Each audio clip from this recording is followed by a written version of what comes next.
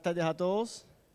Gracias aquí por dedicarme esta parte de la tarde. Yo sé que ya estamos un poquito cayendo así como que ha sido un largo día. Les agradezco mucho. Pero antes de empezar, vamos a estar hablando un poquito hoy sobre superclusters. ¿Quién ha hecho un supercluster o sabe qué es un supercluster? There you go. That's my guy. There you go. Okay, pero antes de hablar de supercluster, vamos a tomar ya lo que es la parte de social media y conectarnos del camino. Aquí hay que quiera conectarse conmigo, también con lo que hacemos en Quemby. Tenemos varias cosas, así que pues les doy un par de segundos ahí para que, ¿cómo se llama esto? Lo tomen una foto. Y mientras tanto, me gustaría que por favor le demos un muy fuerte aplauso a los organizadores y los voluntarios de este evento porque han hecho un trabajo espectacular. Excelente. Lo digo con todo corazón, a mí me tocó con el equipo de Quemby también organizar el KCD Colombia y sé todo el trabajo que hay por dentro y eso es de verdad que ha quedado una belleza, así que muchas gracias. Y lo otro, me gustaría darle otro aplauso al equipo que logró terminar el rompecabezas de 1000 piezas que hicimos ahí, así que un fuerte aplauso para todos ellos. Algunos incluso dejaron de almorzar por terminarlo. Una nota muy curiosa de por cuál quiero compartir eso es porque estábamos armando el rompecabezas, pues por supuesto es muy difícil, pero se logró. Este es el quinto evento donde intentamos armar el rompecabezas y es la primera vez que lo logramos armar. Así que eso es para mí un hito muy grande. Y lo otro es que se encontraron cosas muy interesantes mientras armamos el rompecabezas que tiene que ver mucho con la charla que voy a dar hoy. Y es que encontramos liderazgo, encontramos personas que se fueron uniendo, que fueron ayudando, trabajamos en equipos separados, así como los pods y los services hacen en Kubernetes, y entonces al final creamos un gran orquestador humano. Y eso es lo que al final estamos haciendo en Kubernetes y en Cloudnetis, ¿no? Crear ese orquestador humano que al final resuelve los problemas que estamos buscando. Entonces, ya empezando un poco más en el tema sobre mi persona, pues mi nombre es Ángel Ramírez, soy el founder y CEO de Quemby. Quemby es una compañía que se enfoca mucho en ayudar a otras empresas a adoptar tecnologías Cloudnetis y Kubernetes. Desde el 2016 lo estamos haciendo, fuimos una de las primeras compañías acá en Latinoamérica que entramos con el tema de Kubernetes y contenedores. Bueno, como pueden ver, soy parte del equipo de Hookup Astronauts, también lidero otras varias comunidades en Latinoamérica y también soy embajador de la CNCF y de OSPO, así que pues ahí me pueden encontrar. Ahora sí, al tema, pero por supuesto que es una advertencia porque el tema de superclusters puede ser muy adictivo, puede generar por supuesto efectos secundarios. Uno de ellos es muy parecido al que me ocurrió anoche, que me dijeron que estaba entre Pisco y Nazca, no sé qué quisieron decirme con eso, pero creo que tiene que ver con lo que vamos a hablar hoy. Así que ves, los dejo eso como advertencia porque van a querer intentarlo hacer en sus trabajos. Por favor, no todavía. Listo. Ahora, vamos a hablar rapidito de qué cosas de Kubernetes y por qué es tan importante para esta charla en el tema de superclusters. Como sabemos todos, y lo estuvo explicando Chris Aniszczyk en esta mañana, la adopción de lo que son tecnologías nativas de la nube, sobre todo Kubernetes, ha incrementado muchísimo. ¿Por qué? Porque ha cambiado el paradigma y la dinámica de cómo hacemos hoy en día arquitectura, sobre todo desde el punto de vista de infraestructura. Como sucedió hace mucho tiempo cuando estábamos hablando de AWS, que empezó a traer lo que es el famoso cloud, que es simplemente rentar el servidor de otra persona, pero esta vez estamos utilizando software para poder adquirirlo. Y entonces, a partir de ahí, Kubernetes, por supuesto, tuvo todo este auge y entonces hoy en día prácticamente no podemos vivir sin implementar Kubernetes.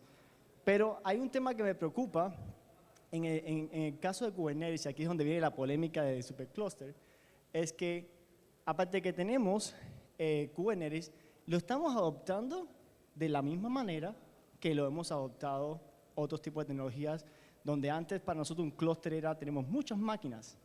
Entonces, tenemos un ambiente de desarrollo, muchas máquinas conectadas, perfecto. Vamos a hacer un ambiente de desarrollo, de QA, hacemos otras muchas máquinas y las conectamos. O sea, técnicamente estamos hoy en día haciendo lo mismo con Kubernetes.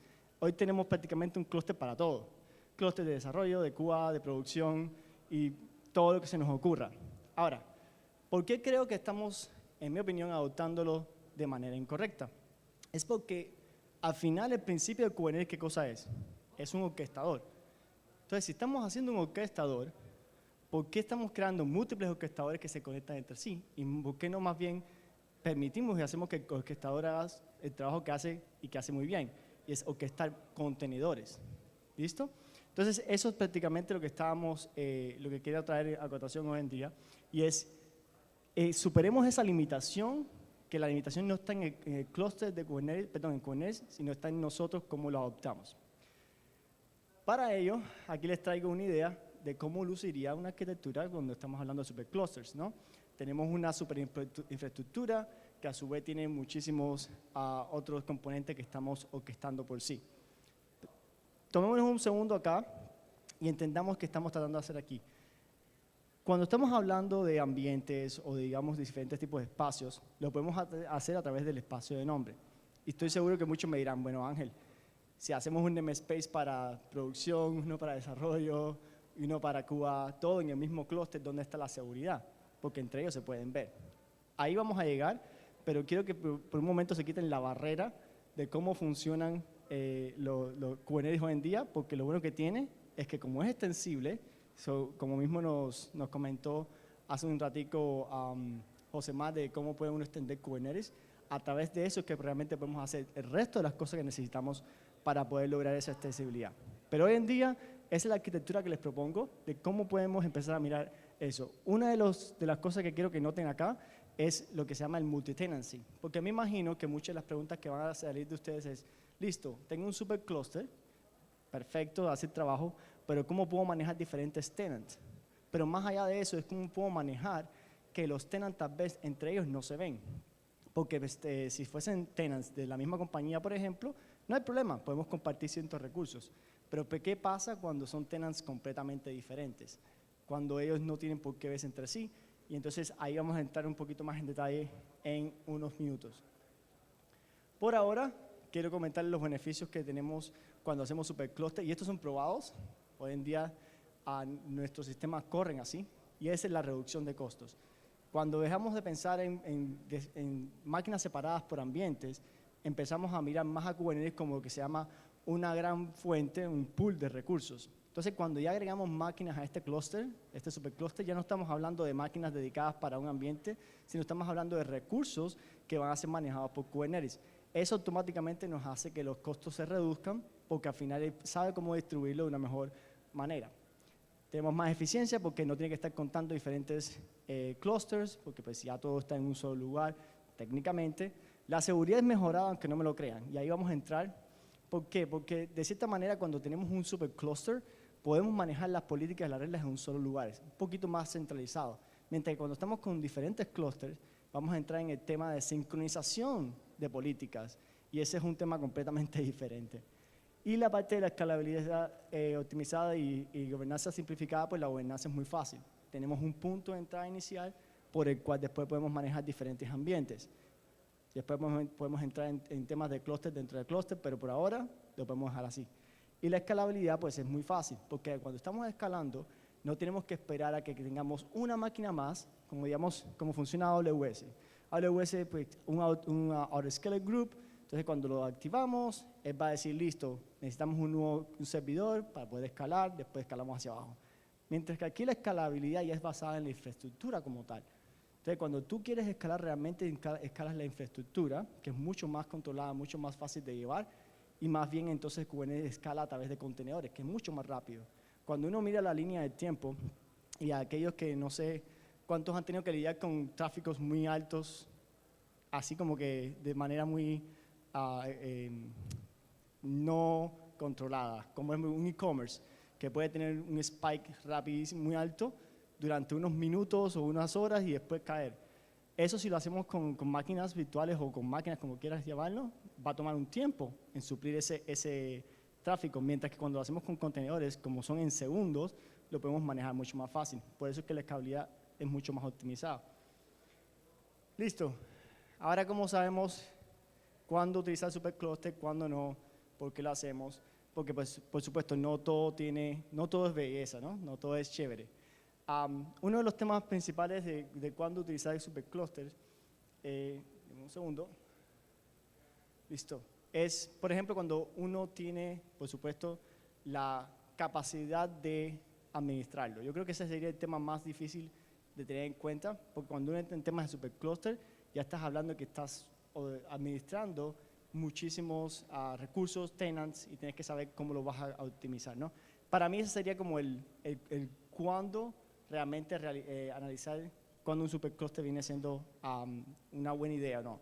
Si, por ejemplo, tu equipo no está preparado para ello, que fue la primera advertencia que dije, tal vez no es lo mejor para empezar, pero si ya tienes como un cierto control de lo que es, sabes cómo administrar clústeres y eso a gran escala, un superclúster te va a hacer mucho más sentido. Listo, aquí es donde tenemos los componentes claves, por los cuales ya podemos entrar más en detalle cuando un superclúster le va a ayudar más.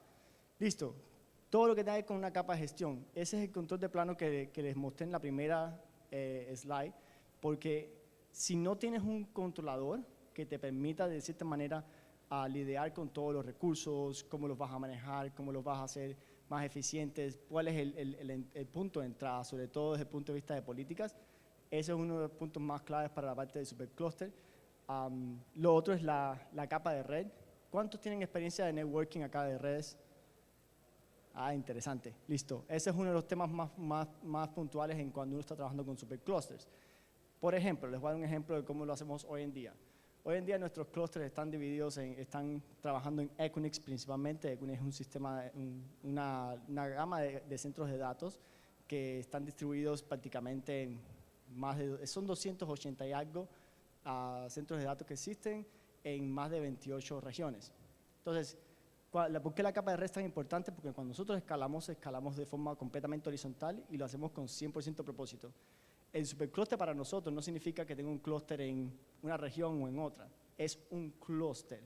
Técnicamente yo tengo que poder conectar todos mis nodos, independientemente si está uno en China o si está en Brasil o si está en Chile, da igual, los tengo que conectar como si estuviesen uno al lado del otro. Y ahí es donde viene el tema de redes a impactar. Cómo vas a crear ese tipo de conectividad de forma más eficiente, cómo vas a evitar de que pues hayan paquetes muy altos. Pero me voy incluso un nivel más bajo, que voy a entrar en detalles luego, cómo hacer para cuando venga un tráfico, sepa cuál de los nodos tiene que responder para que esté más cerca del cliente final. Entonces, eso es donde el tema de las capas de redes vienen a ayudar, y ahí es donde está el CNI plugin que vamos a hablar luego. Por supuesto, la capa de tenant de cluster, aquí pues hay muchos productos que se pueden utilizar de la CNCF que son open source. Aquí es donde viene el tema donde, bueno, listo, si tienes un sistema de multitenant y es para un mismo grupo, una misma compañía, tal vez no tienes que entrar en el tema de clúster dentro de clúster, los puedes resolver como va, pero si ya tú tienes ese tema donde, bueno, necesito resolver, manejar diferentes tipos de tenant, ellos no tienen por qué verse. Digamos que soy un cloud provider, quiero crear mi propio cloud provider hoy en día, ese va a ser mi primer, digamos, problema que tengo que enfrentar. Ahí es donde pueden utilizar cosas como Kamaji o vCluster, o pueden hacer su propia solución si quieren, donde puedan crear clusters dentro de cluster, pero sigue siendo supercluster porque al final esos clusters están escalando usando contenedores, no máquinas virtuales, a no ser que quieras hacerlo con máquinas virtuales. ¿Listo? Y por último, la capa de almacenamiento. Esto es uno de los temas más complejos a la hora de trabajar con superclusters, porque estás literalmente haciendo como una especie de malla desde el punto de vista de almacenamiento para que pueda ser utilizado, sobre todo cuando estás desplegando bases de datos o cualquier tipo de despliegue que necesite persistencia. Hay soluciones en el landscape hoy en día que lo hacen perfectamente bien, pero es uno de los challenges que más van a tener. Listo, ahora sí vamos a hablar un poco de proyectos. Voy a hacerlo como disclaimer. No significa que estos son los únicos que funcionan y los únicos que lo hacen. Simplemente les trajo una lista para que vean que con algo pueden empezar y pueden probar. Esto es algo que pueden empezar a, digamos, que a hacer sus pruebas de supercluster. Hay algunos que nosotros usamos personalmente que no están acá, pero sí están en la CNCF y voy a mencionarlos en esos casos. Por ejemplo, en la orquestación, por supuesto, pueden utilizar Rancher y esas cosas, CubeSpray para lo que es la parte de la infraestructura o COPS. Técnicamente nosotros lo hacemos manual. ¿Por qué no lo digo acá? Es porque pues no todo el mundo debería empezar administrando y creando clústeres manuales, no los recomiendo, aunque por supuesto si quieren pasar la certificación o están buscando eso, es lo primero que deberían empezar a trabajar. Nosotros no lo hacemos así específicamente, pero sí nos enfocamos mucho en lo que es infraestructura como código, pero lo hacemos todo manual. QBDM, a veces utilizamos Talos, a veces utilizamos RKE2, que es lo otro que hemos trabajado, pero si lo quieren probar y quieren hacer algo rápido, pueden probarlo con alguno de estos para que creen la primera capa de infraestructura. ¿Okay? En tema de redes, pues ahí está Calico, WeWork, Cilium. Nosotros usamos Cilium específicamente por el tema que les estaba comentando hace un momento. Lo que me gusta de Cilium es que, pues, por políticas, yo puedo decir que si alguien viene, digamos, entrando por el tráfico de China, por decir una cosa, pero la aplicación realmente está desplegada en, no sé, en el este de Estados Unidos, técnicamente con Cilium yo puedo hacer un sistema de lo que le llaman ellos cluster mesh, o puedo literalmente conectarlos para que pues atienda más bien es de China y hacer eso, pero si el cliente realmente está en China, pero él es un cliente de Estados Unidos, yo tengo que redireccionarlo de otra manera al website de Estados Unidos por temas de seguridad y eso, o si está en Europa para evitar lo que es el tema de la GDPR y todo eso. Entonces, ahí es donde viene Cilium siendo, digamos, una de las herramientas más importantes para nosotros en el tema de superclusters, porque como nosotros de cierta manera desplegamos aplicaciones para diferentes tenants que no tienen por qué verse entre ellos, a mí sí esa parte me impacta mucho. También utilizamos otras herramientas para hacer lo que se llama punto a punto y que se vean en una sola red todos los nodos, pero bueno, no viene al caso en este específico caso. Almacenamiento, bueno, hay opciones. Tienen Rook, que les permite desplegar tanto Ceph como GlusterFS y otros. Pueden hacerlo directamente con Ceph, pueden hacer Pure Storage.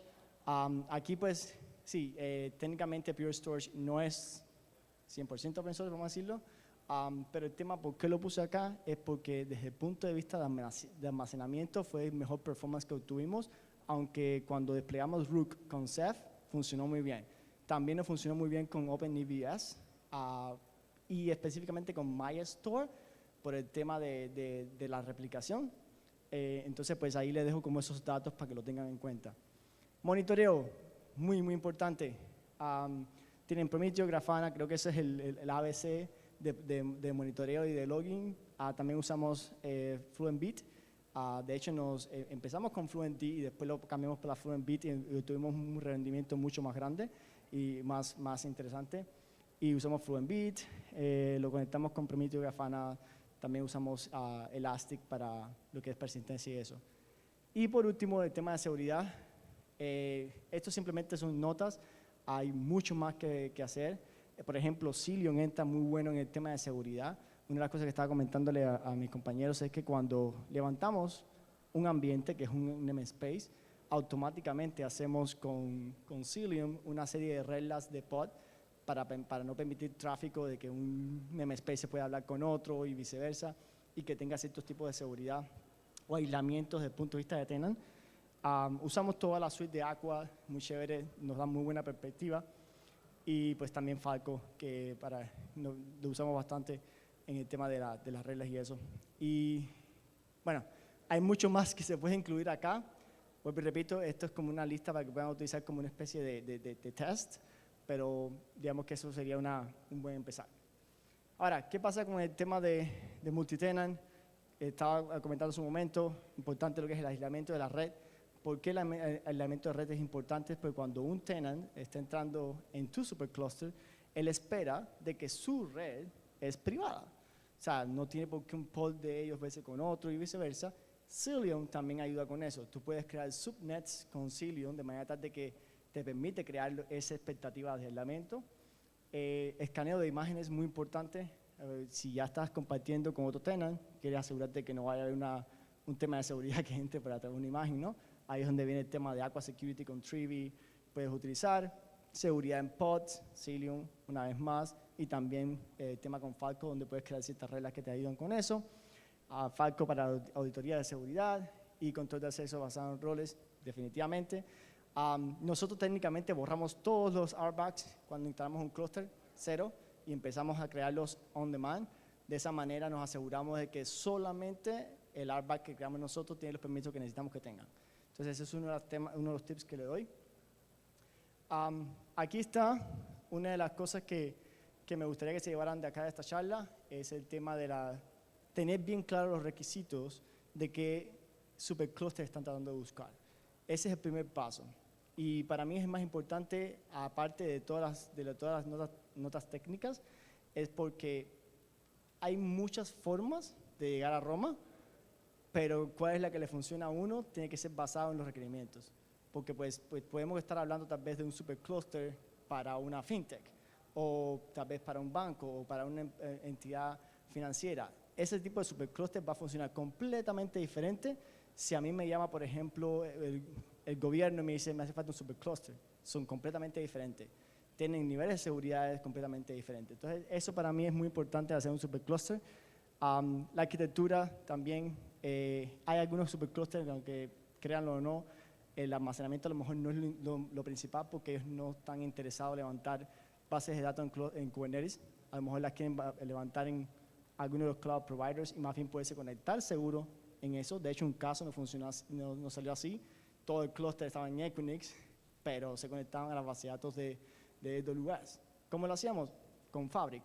Y usamos on-demand levantamiento de redes con Fabric en Equinix, que nos permitía crear como una conexión directa a esa región. Y pues eso resolvía el problema. Por eso es que es muy importante entender cuál es la arquitectura que están buscando. Y por último, la implementación. Aquí yo lo voy a sumarizar en que lo hagan todo como código lo más que puedan. Porque interesante es cuando uno crea un supercluster manual y después tiene que replicarlo, es interesante. Entonces, pues, evítense tal vez esos reprocesos y para mí eso viene siendo implementación como código. Listo. Aquí esto ya son unos últimos toques para que tengan como notas. Importante la parte de monitoreo continuo. Tienes que saber todo lo que sucede en tu supercluster al 100%, no solamente métricas digamos, de alto nivel, saber cada milésima lo que se pueda, incluso hasta a veces medimos cuánto tráfico está dentro del clúster de tenant por tenants, cuánto tráfico sale, cuánto tráfico entra, medimos todo para poder saber cómo podemos optimizar nuestro superclúster, las políticas, muy importante, todo lo que tiene con recursos, y seguridad, implementación de mecanismos de escalado automático, lo que estamos hablando de cómo escalamos los superclusters, y lo que es el tema de parches y seguridad. Eso es uno de los probablemente que más les va a preocupar, es, bueno, si es un gran cluster, ¿cómo tú actualizas Kubernetes y que no se vaya a caer el resto? Hay formas de hacerlo, de hecho, en cluster que utilizamos RKE2, RKE2 tiene muy buena actualización y upgrades automáticos, sale muy bien. Pero la idea principal aquí es que independientemente de la herramienta que uses, siempre puedes hacer replace. Es la forma más sana, simple y la menos engorrosa de actualizar y hacer upgrades de Kubernetes, que puedas hacer replace. Así que la herramienta que uses, KubeADM, RKE2, Talos, la que quieras, tiene que soportar ese tipo de upgrades. Aquí les dejo también otras herramientas que estábamos hablando. Digamos que eso es como un poquito más desde el punto de vista de monitoreo, como lo pueden mirar también. Ahí estábamos hablando de Elasticsearch, Logstash, Kibana. Ese puede ser un muy buen stack para empezar y después pueden ir introduciendo algunos a su estilo. Jagged para prácticamente tener la trazabilidad de todo. Ahora, ¿a dónde vamos con esto? ¿Para qué necesito un supercluster? ¿Por qué necesito un supercluster? ¿Cuál es el siguiente paso? Me atrevo a decir, no trabajo ahí así que no puedo ponerle estampa, pero por ejemplo, temas como Fargate, que hace AWS, es un supercluster. Tú lo único que estás obteniendo es un namespace dentro de ese supercluster. Lo que pasa es que está muy bien preparado de forma tal de que cuando tú entras a ese namespace, tú solamente tienes acceso a eso y a más nada y todo lo que puedes hacer dentro de ese. Muchas de las soluciones también van a ser así, creo que incluso la de Google también tiene ese mismo estilo. Y es a donde vamos técnicamente con el tema de, vamos a llamarlo serverless Kubernetes, donde puedes tener ese tipo de servicios. Es ese principio de un supercluster, ¿no? También tenemos el tema de Service Mesh. No lo digo con Service Mesh desde el punto de vista 100% como Istio Linkerd, aunque ahí lo tengo puesto, pero lo digo más como el tema de cómo puedes escalar tus aplicaciones, tal vez estando en una compañía, sin tener que estar manejando muchos clusters y que sea de una forma más dinámica. De hecho, el principio de Service Mesh en todas estas herramientas como Istio o Linkerd es poder conectar muchos clústeres para que podamos desplegar aplicaciones a través de ellos, ¿no? Pues si lo puedes hacer con un superclúster de cierta manera, te ahorras un poquito el tema de Service Mesh, ya eso está en lo que ustedes quieran hacer. Y por último, Edge Computing. Si ya tú tienes la forma de poder conectar todos tus nodos del clúster, se estén donde estén, de hecho tenemos hoy en día también despliegues que están en un Raspberry Pi o están en algún lugar que se llama el Edge, pues técnicamente ya tienes ahí una forma de poder desplegar aplicaciones en esos lugares sin tener que estar lidiando con otro tipo de tecnologías, ¿no? Entonces, eso sería como que a dónde veo la tendencia. En mi parecer, superclusters son una forma de obtener ese estilo de verdaderamente un cloud descentralizado, si lo podemos mirar de esa manera. Ese es el verdadero principio de cloud descentralizado, donde independientemente tú estás hablando con un punto, pero se puede desplegar en cualquier lugar o en múltiples lugares a la vez sin tener que manejar diferentes infraestructuras. Es como lo veo al final. Vuelvo y repito, no es para todo el mundo. Si estás haciendo algo muy sencillo en Kubernetes no es el tema, pero en algún momento te apuesto que vas a llegar ahí. Y con eso termino pues mi presentación. Me encantan las preguntas, si tienen. Shoot.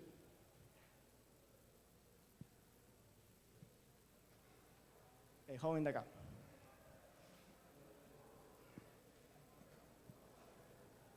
Primero, gracias por compartir lo que explicaste, todo muy claro.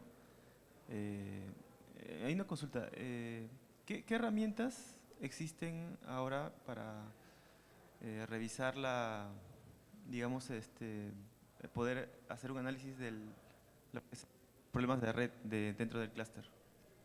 Problemas de red dentro del clúster. Okay. O sea, de repente hay un pod que se puede levantar y que haga como que no sé, red, no sé, alguna herramienta que en ese sentido. Bueno, hay varias cosas ahí, ¿no? Pero si te puedo decir que usamos nosotros específicamente, a Tetragon de Cilium. Hace un muy buen análisis, nos da toda la información realmente que necesitamos. Eso es a nivel de clúster, tal vez como para darte una idea, pero fuera del nivel de clúster, pues hay muchísimas herramientas que puedo utilizar open source, ¿no? De hecho, nosotros usamos una que se llama, es open source de cierta manera, es Netris, que nos ayuda a crear lo que llamamos el múltiple redes estilo VPC, como mismo si lo tuvieses en AWS, en Google o en Azure, funciona de la misma manera y tiene un muy buen analizador. Ahora, esto va a sonar contraproducente, pero no confíes en nada, siempre valida tú. Así, por ejemplo, Tetragon, Hubble, Decilio me da información como la necesito. Así Netris me da la información que necesito. Siempre trata de coleccionar toda esa información y traerla a tu propia data y tal vez aplícale un poco de tu propio, no sé, analítica. Si tienes alguien, un equipo de ciencia de datos que lo revise, que te mire, que te dé también su opinión. Porque siempre recomiendo que tengas, como decir, tus propios fundamentos, es porque pues esas herramientas al final están haciendo cosas que son de cierta manera genéricas, pero a lo mejor tu necesidad es completamente diferente, ¿no?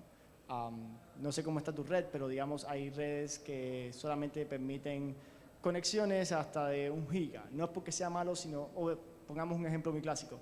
Digamos que tu aplicación requiere APNs, que son redes celulares que tienen que conectarse porque hay un punto que es remoto. Eso es muy específico, ¿no? Entonces va a ser muy difícil de que esas herramientas te den toda la información que necesitas, así las puedas usar. Entonces ahí es donde yo recomiendo, donde siempre recibe la información, utilízala, pero también coléctala y analiza de tu propio lado para que te dé los indicadores que estás buscando. Porque hay indicadores que son muy particulares. Pero para responder para hacer tu pregunta un poco más directa, usamos Cilium, tenemos Tetragon y nos da toda la información que necesitamos con Hubble también. Y por el lado de lo que es infraestructura, pues con Netris tenemos toda la información que necesitamos. Claro que sí. Gofet tiene una pregunta. ¿Alguna otra pregunta? De lo que sea. A mí me encanta que me hagan preguntas. No sé qué tiempo tengo. Así. Gracias. Hola, buenas tardes. Relacionado con implementación de clústeres de repente multiregión orientado al tema de disaster recovery, ¿cuál sería como que las mejores prácticas o la recomendación en ese aspecto? Partemos por el principio de qué realmente es Disaster Recovery. Disaster Recovery es poder tener, bueno, hay varios principios. Uno es que tu información, la que tengas, te puedas recuperar en un tiempo que llaman el RTO, un RTT, un RTO, ¿cuál es el objetivo? ¿Cuánta data estás disponible a perder? ¿En cuánto tiempo? Ahora, si yo te dijera que aplicando el sistema de superclusters, tu disaster recovery está embebido, tal vez dijera, Ángel, por favor, es difícil, pero técnicamente lo puedes tener embebido, porque eso es lo que pasaría con cloud descentralizado. Vamos a traer el tema, por ejemplo, un ejemplo de blockchain. Cuando estamos hablando de blockchain, ellos no tienen lo que se llama el disaster recovery embebido. ¿Por qué? Porque como son todos los nodos descentralizados y todos tienen el mismo estado y se sincronizan entre ellos, técnicamente se cae un nodo o muchos nodos, no pasa nada. Entonces, eso sería como para mí realmente el principio de disaster recovery. No es que estoy, digamos, de cierta manera challenging el status quo, pero si uno aplica un sistema, un supercluster correctamente, y cuando me refiero correctamente, por ejemplo, mi Control Plane no están todos en una región, están todos en diferentes regiones. O sea, no hay un servidor repetido en una región. Lo mismo pasa con los workers nodes. Y ese sería a nivel de infraestructura mi sugerencia. Ahora, hacer un sistema de disaster recovery a ese nivel sí es muy costoso, porque imagínate replicar esa misma infraestructura en otra tal vez cuenta, vamos a decir que tenemos dos cuentas, eso es muy costoso. Pero desde el punto de vista de disaster recovery no lo vas a necesitar. Sí tienes que tener entonces disaster recovery en otros niveles. Por ejemplo, el LCD, asegurarte de que siempre el LCD esté en quórum. Ese sería como tal vez el problema más grave ahí. Asegurarte de que pues, no se vaya a desfasar el LCD porque si no pierdes toda la información. Pero si eso sucediera, ¿cómo lo harías? Bueno, técnicamente pues Velero es una muy buena opción para mantener siempre tu sistema de recovery y pues cualquier cosa que suceda lo puedes, digamos, traer de manera más rápida. Para mí el sistema de recovery también tiene que ver a nivel de aplicaciones. Si yo despliego una aplicación en ese supercluster, ¿cómo más seguro de que la aplicación siempre va a estar disponible y que pues si algo pasa, no la pierda? Vuelvo y repito, ahí es donde está el tema de por qué los worker nodes los mantengo siempre en diferentes regiones. Puedo tener varios en una región, pero siempre tengo que tener 2 o 3 regiones más, al menos es mi regla, para que yo no tenga que preocuparme mucho por el disaster recovery.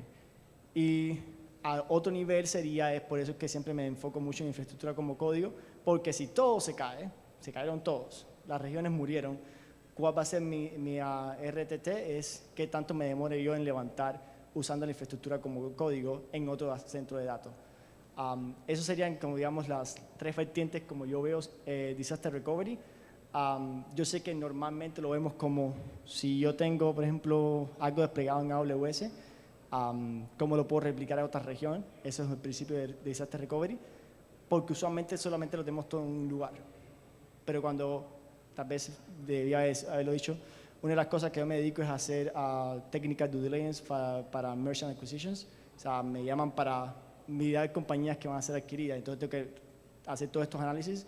Cuando yo veo compañías que usualmente tienen al menos 2 regiones como tal, el riesgo de disaster recovery baja muchísimo comparado con las que tienen en un solo lugar. Entonces, para mí eso vendría siendo como lo analizo.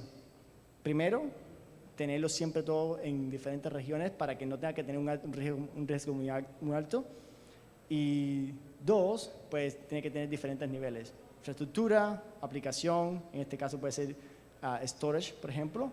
Y 3, bueno, ya como tal el tema de cómo yo lo puedo levantar todo si lo perdí todo. No sé si respondí bien tu pregunta o quedó algo no claro. Sí, nada más. Imagino que en este tema para la parte de conectividad de red, Cilium sería el mejor camino, ¿no? Perdón, pero para la parte de red, Cilium sería el mejor camino en este tema.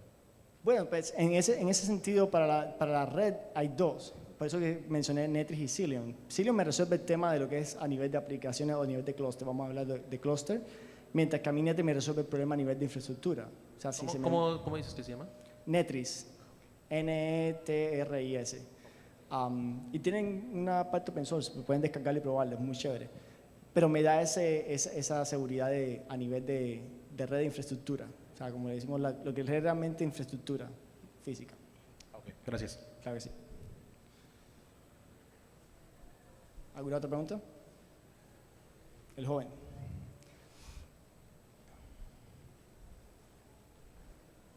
Me encanta, me encanta. Me encanta un crowd activo. Que me digan, no Ángel, eso no se puede hacer así. Hola, ¿qué tal? Primero, muy buena charla, me gustó bastante. Gracias.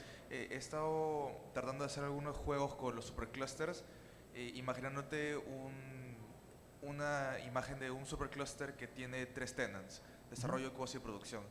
Y lo único que quiero hacer, o cómo lo harías tú, una estrategia de sacar features dentro de mi supercluster, por ejemplo, crear unas nuevas aplicaciones, funcionalidades. Un ejemplo de esto lo vi o me inspiré bastante de SAP BTP, la nueva de SAP que tiene la versión de Kima. Y ellos dentro de eso, SAP Public tienen todo lo que es supercluster y cómo hacen toda la transportación de sus propios servicios, como que es su PaaS, ¿no? Entonces, ¿tú qué experiencia tienes sobre eso? Muy buen punto. Y de hecho, creo que fue una de las cosas que mostré, más no me enfoqué en responder. ¿Qué pasa, por ejemplo, en el tema de Kubernetes? Y voy a usar Kubernetes como ejemplo. Cuando instalamos, no sé, digamos que un tenant usa Argo CD, ¿cierto? Para desplegar. Pero lo quieres migrar para un nuevo Argo CD. ¿Qué pasa en ese tema? Tienes el tema de los CRDs, incompatibilidad. Entonces, ¿cómo manejamos eso? Y ahí es donde viene el tema de, dependiendo de cuál es tu necesidad, yo me voy por un lado o por el otro. En nuestro caso, nosotros usamos cluster dentro de clusters.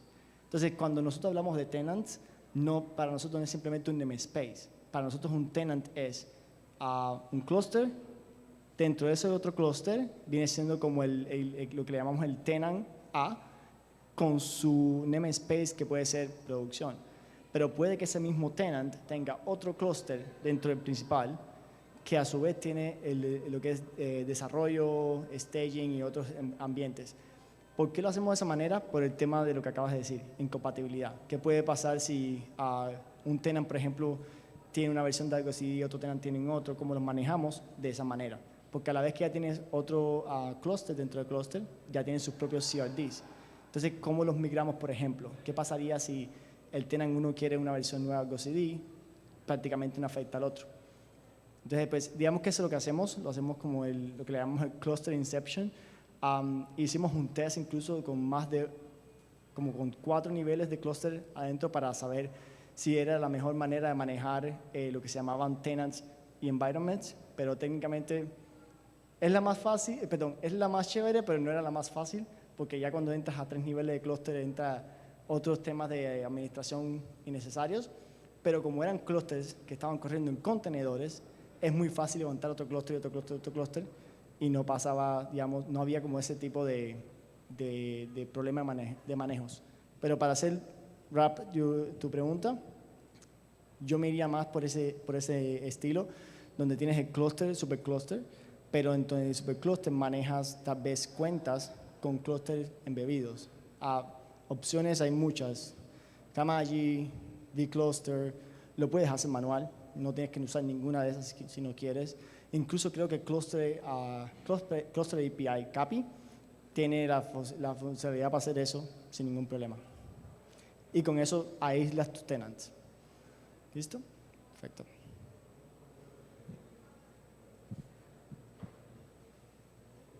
¿Ya? ¿Alguien más? ¿Alguna pregunta? ¿Listo? Bueno, ahí les doy mi contacto por si quieren conectar conmigo. Mucho gusto y gracias por el tiempo.